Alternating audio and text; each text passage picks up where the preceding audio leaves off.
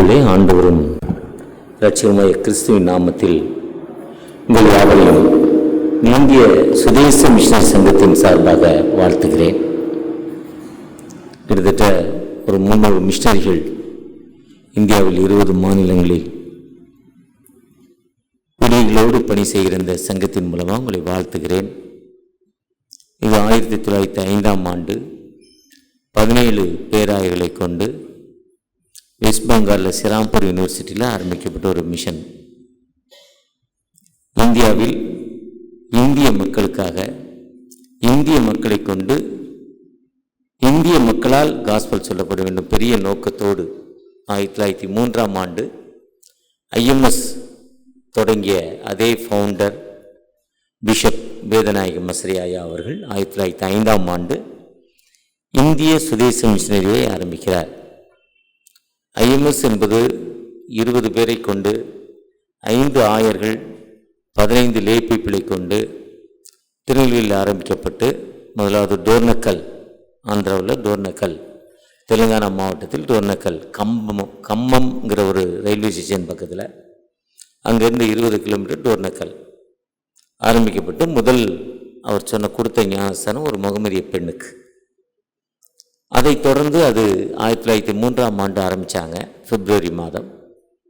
அதைத் தொடர்ந்து அநேக எல்லா திருச்சபைகளும் இணைந்து, தென்னிந்திய திருச்சபை, வட இந்திய திருச்சபை, ஆர்காட் லுத்ரன் மிஷன்ஸ், பிரஸ்பைட்டேரியன், எல்லா மெயின்லைன் திருச்சபைகளும் இணைந்து இந்திய மக்களால் இந்திய மக்களை கொண்டு இந்திய மக்களுக்கு காஸ்பல் சொல்ல வேண்டும் என்ற நோக்கத்தோடு ஆரம்பிக்கப்பட்டதான் NMSI.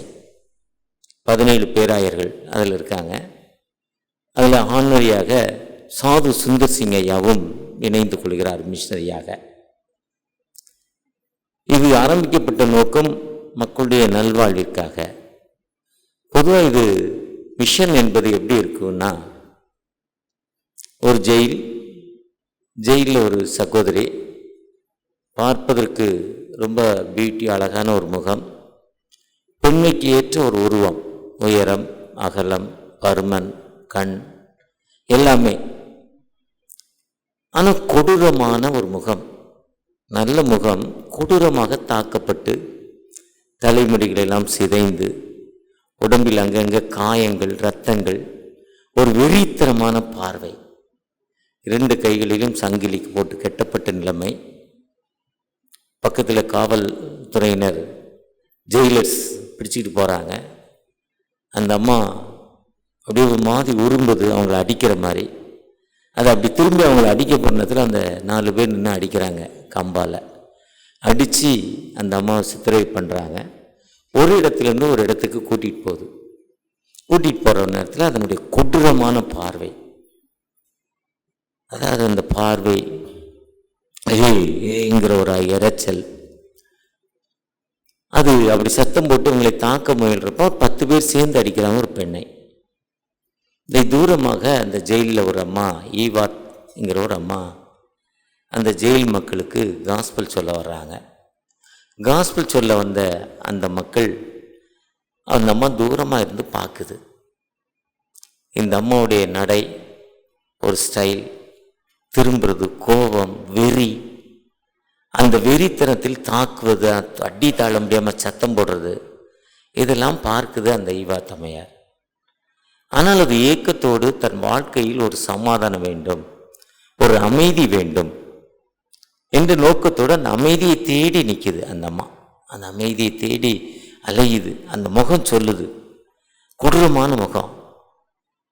அப்படி அந்த அம்மா பார்த்துக்கிட்டே இருக்கிறப்ப அந்த ரூம்குள்ளே கூட்டிகிட்டு போகணும்னா அந்த பார்க்குற அந்த ஈவாத் அம்மையார் வேகமாக வந்து அந்த யாருமே எதிர்பார்க்காத வண்ணத்தில் அந்த அம்மாவை கெட்டி பிடித்து, அந்த அலங்கோலமான ஒரு முகம், அலங்கோலமான ஒரு உருவம், குளிக்காத ஒரு உருவம், ஒரு ஸ்மெல், இப்படிலாம் இருக்கிற ஒரு உருவத்தை அந்த அம்மா, அந்த மிஷனரி கெட்டி பிடித்து அது நெற்றியில் ஒரு முற்றம் கொடுத்து, நான் உன்னை நேசிக்கிறேன், ஐ லவ் யூ இன்னும் அந்த அம்மா சொல்லிட்டு போயிடுச்சு. ஒரு செகண்டு அந்த ஜெயிலர்ஸ், காவலர்கள் எதிர்பார்க்கலை, இந்த கைதியாக இந்த பெண் எதிர்பார்க்கலை. அந்த எதிர்பார்க்காத நிலைமையில் அந்த அம்மா பிடிச்ச ஒரு கிஸ் பண்ணி ஐ லவ் யூன்னு சொல்லிட்டு போயிடுச்சு. அந்த வார்த்தையானது அந்த அம்மாவுக்குள்ள ஒரு ஈட்டி பாயிற மாதிரி, ஹூ ஆர் யூ, நீ யார், யார் என்னை தொட்டது, யார் என்னை கிஸ் பண்ணது, யார், பயங்கரமாக சத்தம் போடுது. அதை கொண்டு ஜெயிலில் அந்த ரூம்குள்ளே விடுறாங்க. அந்த அம்மா எவ்ரி வீக் ஒரு நாள் ஒவ்வொரு வெள்ளிக்கிழமையும் அங்கே உள்ளே வருவாங்க. இந்த வெள்ளிக்கிழமை நடந்திருந்து அடுத்த வெள்ளிக்கிழமை அந்த அம்மாவுடைய சவுண்டு, பார்வை எல்லாம் மாறிடுச்சு.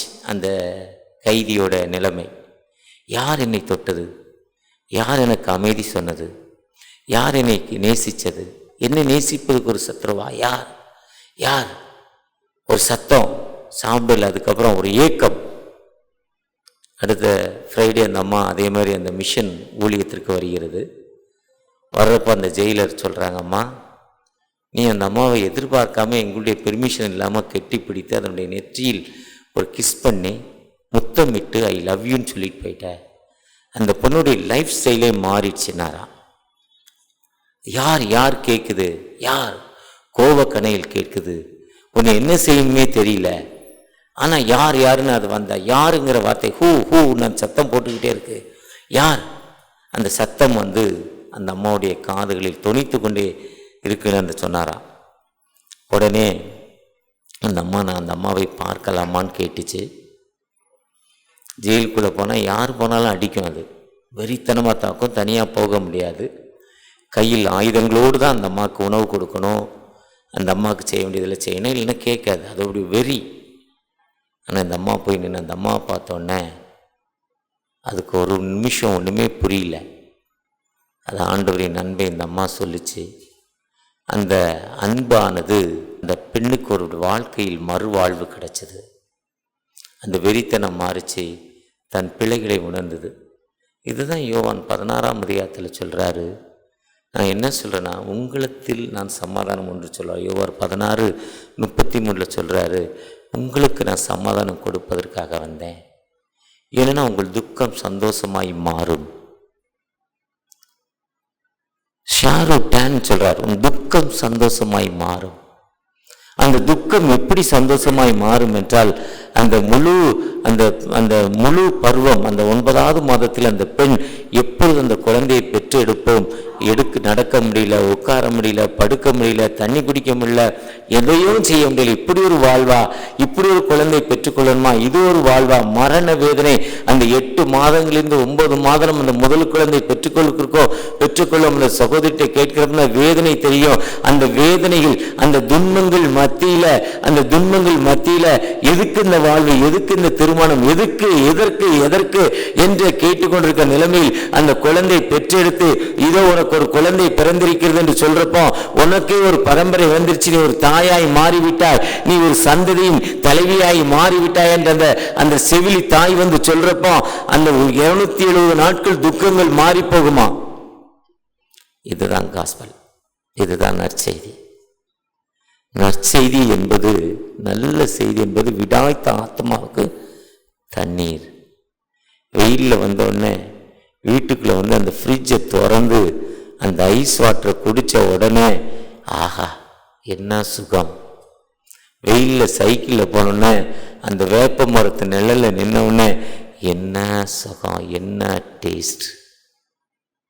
ஒரு உணவே இல்லாதவனுக்கு ஒரு உணவை கொடுத்த உடனே, அந்த உணவை சாப்பிட்டோன்னே அவனுடைய வாழ்வு எப்படி ஒரு சிறக்கிற வாழ்வாய் காணப்படும். இதுதான் காஸ்பல், இதுதான் காஸ்பல், இதுதான் நற்செய்தி.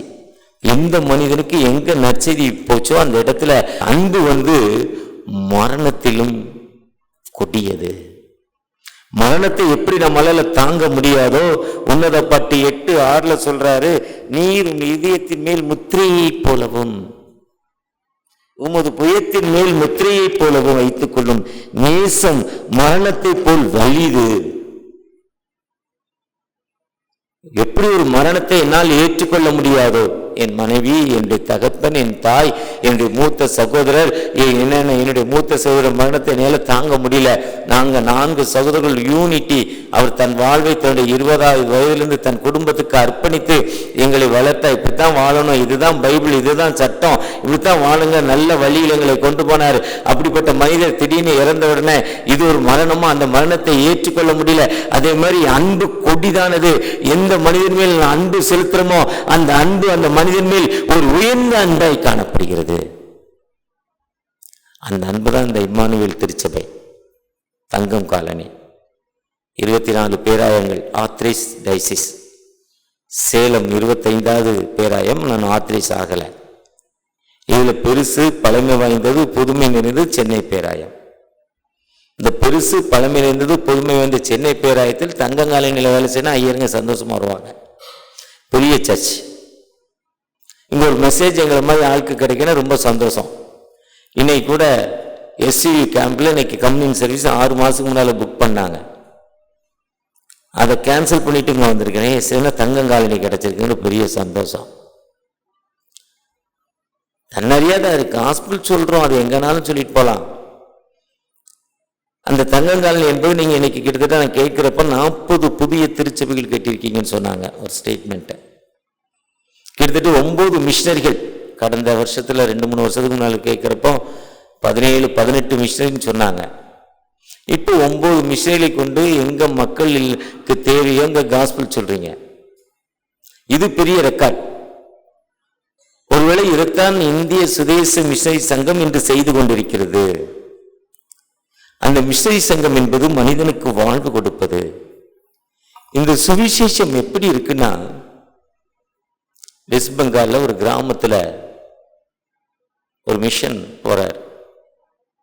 அங்கே ஒரு விதமான ஆவி, அந்த முதல்ல ஆதாம் ஏவாளை வஞ்சித்த அந்த ஆவி, அந்த ஆவி என்ன வரும்னா, அந்த 2 பெண் பிள்ளைகள், வாலிப பெண் பிள்ளைகள் 2 பேர், 2 வாலிப பெண் பிள்ளைகளுக்கு உள்ள அந்த ஆவி வந்துருச்சுன்னா, 2 வாலிப பிள்ளைகளும் சிஸ்டர்ஸ், அக்கா தங்கச்சி. அந்த ஊருக்கு அந்த ஆவிக்கு முட்டை கொடுப்பாங்க, பால் கொடுப்பாங்க, வருஷத்தில் பெரிய திருவிழா கொண்டாடுவாங்க. அந்த ஆவி அந்த பெண் பிள்ளைகளுக்குள்ள வந்துருச்சுன்னா 2 பெண்களும் ஒன்றோடு ஒன்று கெட்டி கொள்ளுமா. ஒரு மேல் ஒரு ஃபீமேலை போல அப்படியே ரோட்ல அந்த உருளுமா. அந்த குறிப்பிட்ட நாளில் எவ்வளவு நேரம் உருளுன்னு அதால சொல்ல முடியாது. ரோட்ல 2 பிள்ளைகளும் அந்த ஆவி அதை விட்டு கடந்து போன பிறகு 10 நாட்கள் 15 நாட்கள் அந்த பிள்ளைகளால் எழுந்திருக்க முடியாதா. உடம்பெல்லாம் அந்த மண்ணு கல் பட்டு புண்ணா இருக்குமா, வலி துடிக்குமா 2 வாலிப பிள்ளைகள். ஆனா அது அவங்க கடவுளா வச்சிருக்காங்க. அந்த 2 பிள்ளைகளும் அதுக்கப்புறம் அந்த ஆவி வேண்டாம்னு நினைக்குது. அங்கே ஒரு மிஷனரி போறார், ஜெபிக்கிறார். சாதாரண ஒரு இவாஞ்சலிஸ்ட், அந்த பகுதியில் பணி செய்யும் ஒரு இவாஞ்சலிஸ்ட். அவர் போறாரு அந்த மிஷனுக்கு, அந்த பிள்ளைகளுக்கு காஸ்பல் சொல்றார். அந்த ஸ்பிரிட்டு, அதாவது என்னுடைய தாத்தா பெயர் மாஸ்லாமணி, அதுக்கு முன்னே ஒரு பெயர் மகாலிங்கம். அந்த 6-8 அடித்த உடனே அவருக்குள்ள ஸ்பீட் வந்துடும். டங்கரங்கங் டங்கரங்கன்னு சொன்ன பேர் தான் 6-8. வீட்டு என்ன அவருடைய மனைவி, எங்கள் பாட்டி, சகோதரிகள் எல்லாம் கிறிஸ்தவர்களாக மாறிட்டாங்க. எங்களுடைய கிராமம் தான் அந்த காலத்தில் ஃபஸ்ட்டு கிறிஸ்டியன் கிராமம் அந்த ஊரில். ஆனால் அவர் மட்டும் மாறலாம். அவருக்குள்ள அந்த ஸ்பிரிட்டு. பக்கத்தில் பெரிய அவங்களுடைய வழிபாட்டு தலம். அங்கே அடித்த உடனே இவருக்கு ஸ்பிரிட் ஓடிடுவாராம். ஒரே நேரத்தில் எத்தனை ஆடு எத்தனை மாடு கோழி ரத்தத்தை குடிப்பான்னு அவருக்கு தெரியாதா. ஆனால் வேண்டான்னு நினைக்கிறார். ஒரு நாள் அவர் சொல்கிறார், நான் போகக்கூடாதுன்னு நினைக்கிறப்போ கதவை மூடுறாங்க, வெளியே போயிடுது, உடச்சிக்கிட்டு போயிடுமா. ஒரு பெரிய கட்டிலு காலில் கட்டி போட்டாங்களா அவரை. கட்டிலுக்காலில் 2 கை கால் தனித்தனியாக கெட்டி அந்த கட்டில் 10 பேர் சேர்ந்தாலும் தூக்க முடியாது, அவ்வளோ வெயிட்டு கட்டில். கதவை பூட்டிட்டாங்க.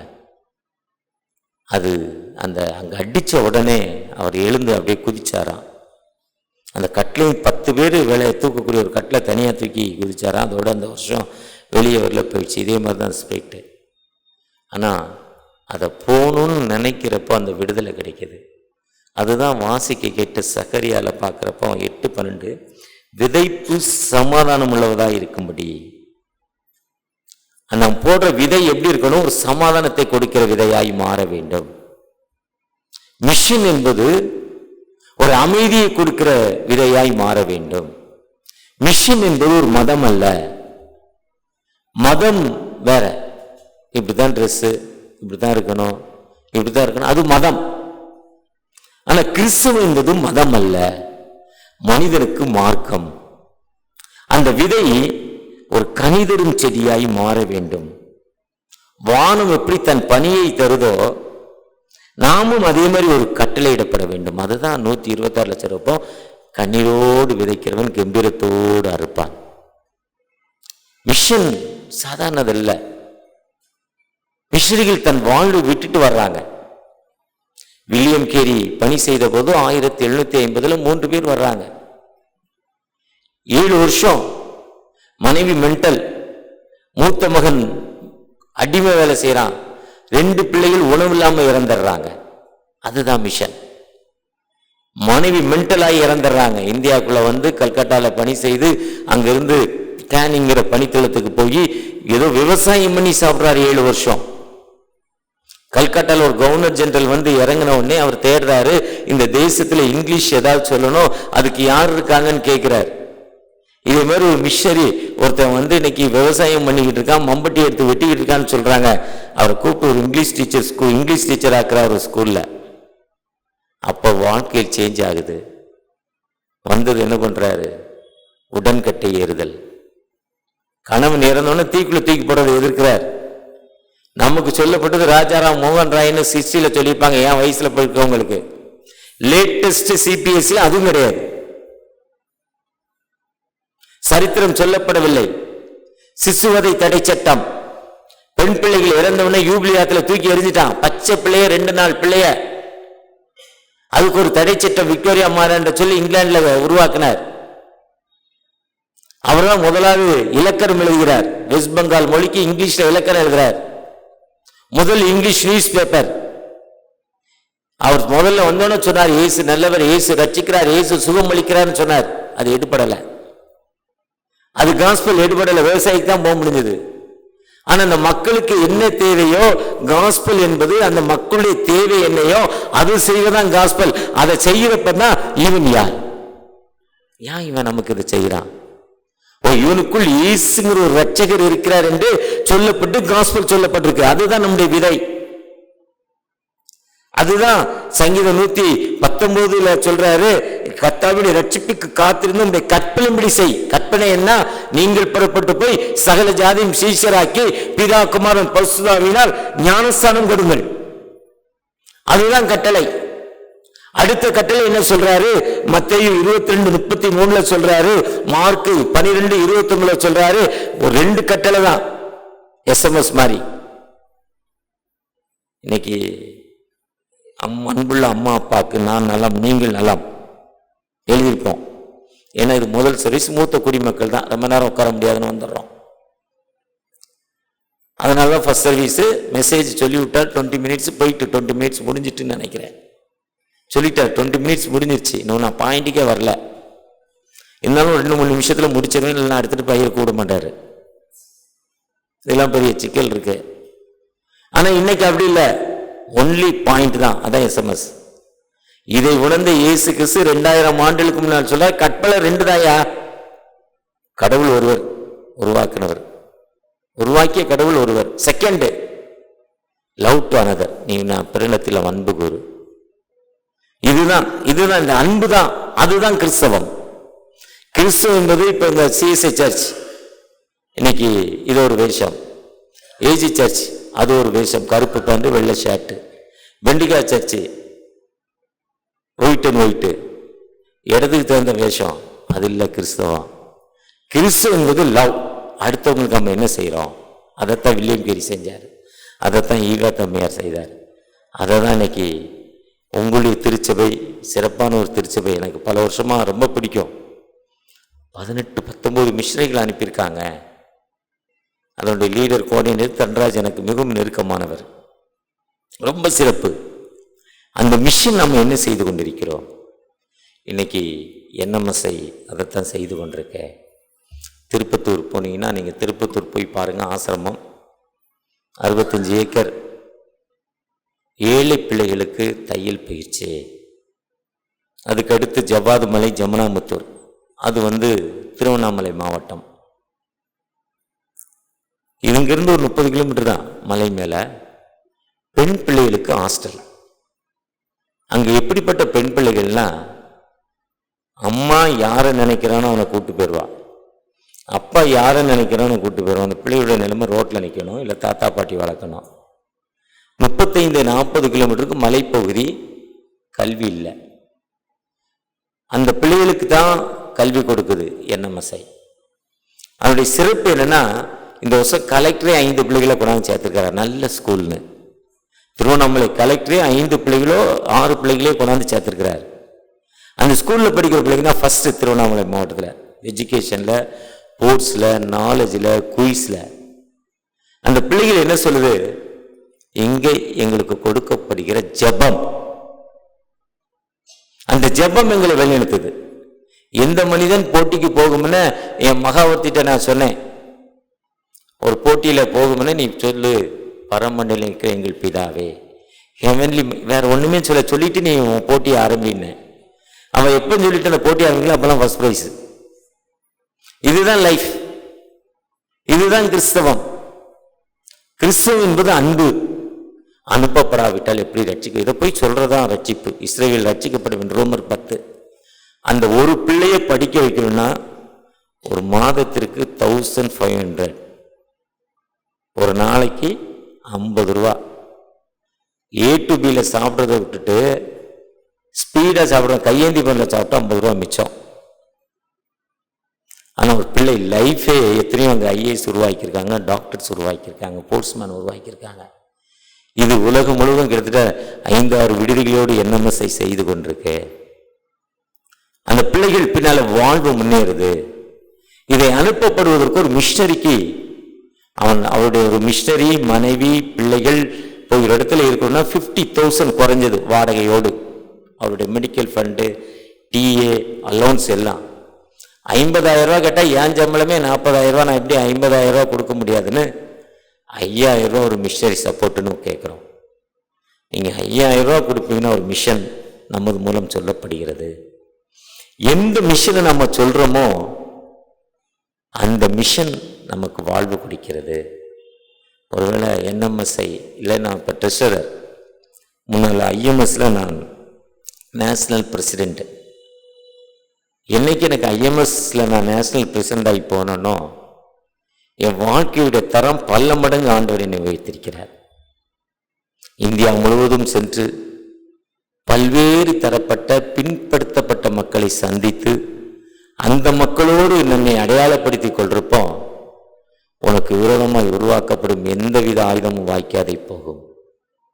35 வருடங்கள் ஒரு டயபெட்டிக் பேஷண்டா, ஆனால் இன்னைக்கு ஆண்டவர் எனக்கு ஒரு நல்ல வாழ்வை கொடுத்திருக்கிறார். நல்ல வியாதி, சுகர், சூப்பர் வியாதி, நிழல் மாதிரி கூட வரும். கண்டதை சாப்பிட்டா கண்ணு போயிடும், கிட்னி போயிடும், லிவர் போயிடும், ஹார்ட் அட்டாக் வந்துடும், பேரல் அட்டாக் வந்துடும், 2 வருஷத்தில் செத்து போவான். இதுதான் சுகர். நல்ல வியாதி, நிழல் மாதிரி கூட வரும். கொஞ்சம் கொஞ்சம் சாப்பிட்டா நான் நல்லாவே சாப்பிட்றாள். ஆனால் ஆண்டவர் இந்த ஊழியத்தை செய்கிறதால என்னை ஆண்டவர் உயர்த்தி இருக்கிறார். அந்த வாழ்வை உங்களுக்கு தர ஆயத்தமுள்ளவராயிருக்கிறார். சமயம் வாய்த்தாலும் வாய்க்காவிட்டாலும் விசுவாச சுவிசேஷத்தை அறிவிப்பது என்மேல் விழுந்த கடமை. பவுலடிகள் சொல்றார், நீங்கள் புறப்பட்டு போய் 1 நாள் 2 நாளாகும் 17 யோசபாத்துக்கு வாழ்வு கிடைச்சதுன்னா தன் சுவிசேஷத்தை அறிவித்தார். நீங்கள் நான் அந்த சுவிசேஷத்தை அறிவிப்பதற்கு நம்முடைய அர்ப்பணிப்பு என்ன? அந்த அர்ப்பணிப்போடு நம்முடைய திருச்சபை ஊழியத்திற்காகவும் என்எம்எஸ்ஐயுடைய திருச்சபை ஊழியத்திற்காக ஜெபிக்க முடியும், கொடுத்து தாங்க முடியும். உங்களை அன்போடு கேட்டுக்கொள்கிறேன். கர்த்தர் நம்மை ஆசீர்வதிப்பாராக. ஒரு விசை கூட கண்களை மூடி, தகப்பனே எங்களோடு பேசியிருக்கீங்க, நன்றி தகப்பனே, நன்றி என் தகப்பனே நோக்கி பார்ப்போமா? பார்க்குறப்ப நிச்சயமாக ஒரு விடுதலை தரும் ஆண்டவர், நிச்சயமாக ஒரு விடுதலை தரும் ஆண்டவர் நம்மோடு கடந்து வந்திருக்கிறார். அந்த ஆண்டவர் நம்மை ஆசீர்வதிக்கிற ஆண்டவர். அந்த ஆண்டவர் நம்மோடு கடந்து வந்த ஆண்டவர். அந்த ஆண்டவர் நமக்கு ஒரு விடுதலை தரும் ஒரு ஜீவனுள்ள ஆண்டவர். அந்த ஆண்டவர்கிட்ட தகப்பனே, எனக்கு இவ்வளவு கஷ்டம் இருக்கு, இவ்வளவு வேதனை இருக்கு, இவ்வளவு துன்பம் இருக்கு, நான் அந்த சுவிசேஷ பணியை நினைத்துக் கொள்கிறேன், எனக்கு ஒரு வாழ்வு தர மாட்டீங்களா? ஏக்கத்தோடு ஜெபிக்கிற அன்பு பிள்ளைகளுக்கு, ஏக்கத்தோடு ஜெபிக்கிற அன்பு பிள்ளைகளுக்கு, இந்த எம்எம்எஸ்ஐ ஊழியத்தில் இணைத்துக் கொள்ளும் அன்பு பிள்ளைகளுக்கு ஒரு நன்றி செலுத்துகிறேன் தகப்பனே. எனக்கு இப்படிப்பட்ட வேதனை இருக்கு, வாழ்க்கையில தோல்வி இருக்கு, பிசினஸ்ல பின்தங்கின நிலைமையில இருக்கிறேன், கடன் பிரச்சனை இருக்கு, குடும்பத்துல அமைதி இல்லை. இந்த அமைதி உங்களுக்கு சமாதானம் என்று சொன்னீங்க. எந்த மனிதனுடைய ஊழியத்தை செய்யறான் அந்த மனிதனுக்கு சமாதானத்தை கொடுக்கிறவர் அல்லவா? என்னுடைய சமாதானத்தை உங்களுக்கு வைத்து போகிறேன்னு சொன்னீங்கல்ல. உலகம் கொடுக்கிற பிரகாரம் அல்ல. அப்படிப்பட்ட சமாதானம் என்னெல்லாம் யோசபாத் செய்யறப்ப அவருக்கு ஒரு சமாதானத்தை கொடுத்தீங்க. பவுலடிகள் செய்யறப்ப அவருக்கு ஒரு சமாதானத்தை கொடுத்தீங்க. பேதடிகள் செய்யறப்ப அவருக்கு ஒரு சமாதானத்தை கொடுத்தீங்க. சசரியா அந்த ஊழியத்தை செய்தால இன்னைக்கு அவருடைய பேரம்பேத்தி 90 வயதிலையும் பெரிய டாக்டர், பெரிய ஒரு அமைதியாக வாழ்க்கையில பெரிய முன்னேற்றமான பாதையில இருக்காங்க. அந்த சமாதானத்தை எங்களுக்கு தாங்கப்பா. உங்களுடைய பிரச்சனை எங்களோடு வரட்டும். நாங்கள் அர்ப்பணிக்கிறோம். ஒரு மிஷன் சப்போர்ட், ஒரு சைல்டு சப்போர்ட், இப்படி ஏதாவது ஒரு வகையில் நாங்கள் செய்ய அர்ப்பணிக்கிறோம் என்று அர்ப்பணிக்கிற அந்த பிள்ளைகளை ஆசீர்வதிங்க. உன் துக்க நாட்கள் முடிந்து போச்சு, நான் இன்று முதல் உன்னை ஆசீர்வதிப்பதை ஆசீர்வதிங்க, பாதுகாத்துக் கொள்ளுங்க. மீட்பர் இயேசு மூலம் ஜெபம் கேளும் அன்பின் தகப்பனே, ஆமென்.